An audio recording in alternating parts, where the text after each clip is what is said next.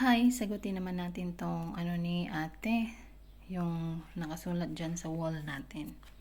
Opo, mag-aalaga lang po talaga ng bata. And sa interview din naman po yun kung sasabihin ng amo mo na okay lang ba sa'yo na maglinis. Nasa sayo po yan kung sasagot ka na oo, walang problema. Pero kadalasan po dito, wala pa po akong na-encounter na sabihin ng amo mo na linisin mo yun doon. No. Sa dami kong nakakilala dito, mismo ang amo pa magsabi na huwag kang maglinis dyan kasi may tagalinis, dito ka lang sa bata. Bata lang talaga. At alam mo kung ano yung trabaho mo bago ka pumasok dito.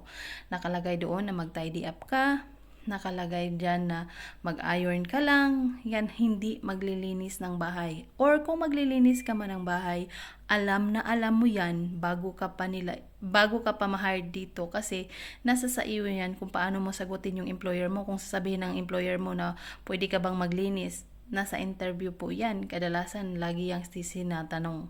At nasa sa inyo na lang din po yan kung magsasabi kayo na okay lang. At pagdating kasi dito, mayroon talaga silang taga-linis, 2 times a week, mga ganyan. Or mayroong stay-in na taga-linis. Or may kasama ka talaga na taga-linis at taga-luto. Kasi bata lang po talaga ang trabaho natin dito.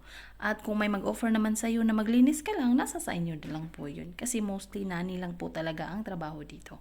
Mag-aalaga ng bata, kung saan ang bata, nandoon ka.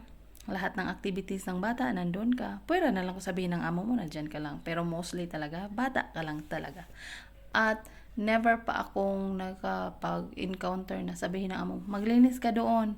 Ako mag-alaga sa bata. Hindi, kasi bata ka lang talaga.